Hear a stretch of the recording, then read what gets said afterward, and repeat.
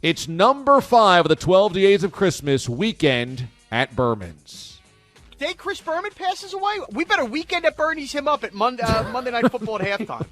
You better do it. Get him up there with some string, some sunglasses. He's got to whoop his way through that. We don't care how dead he is. I'm sorry. These guys need to live. Whoop! Rumbling, bumbling, stumbling.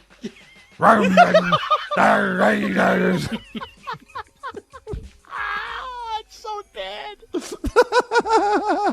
Right now, if you're watching at watchda.com, I'm basically playing a puppet and somebody's moving my mouth. The frozen tundra. I am so uncomfortable with what's going on right now. Howdy, howdy, howdy. Howdy, howdy, howdy, ho.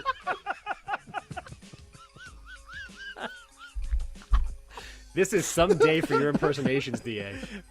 I mean, you've been locked in on 3 different people. Dead Chris Berman, Dickie V, and Morty the Lemur. Never a discouraging word.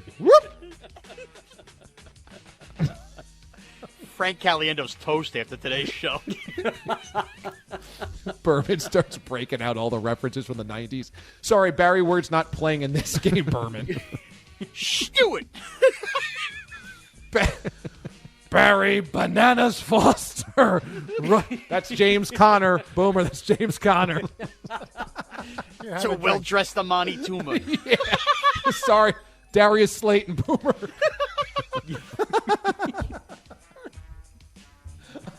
Oh. What are you laughing at?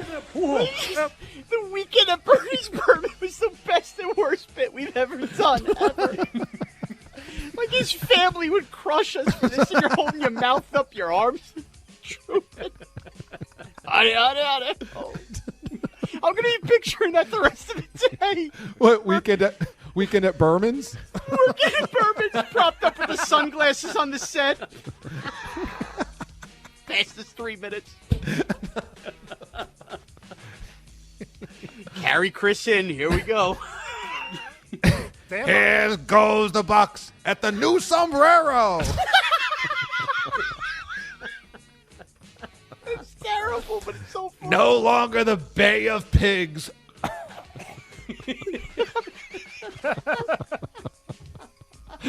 Oh, man. When you see Chris Berman these days, it's not a pretty thing. A couple of weeks ago or months ago, he dyed his hair blonde and was so awkward and weird. And you're just holding desperately onto the vestiges of the 1990s NFL prime time. Oh.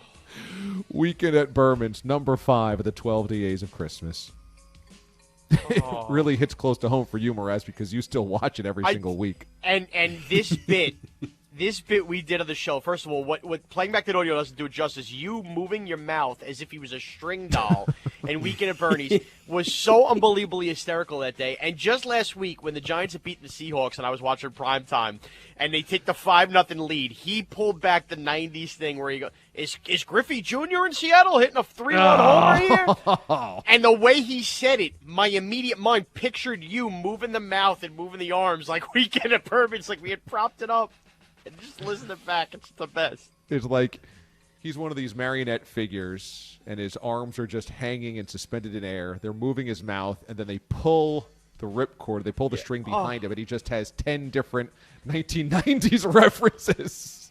And I'll never forget, after the show, walking around all day going, not for nothing. Chris Berman, nothing could happen to him for the rest of the year after we would have looked so bad after doing Weekend at Berman's if something horrible had happened to Chris Berman.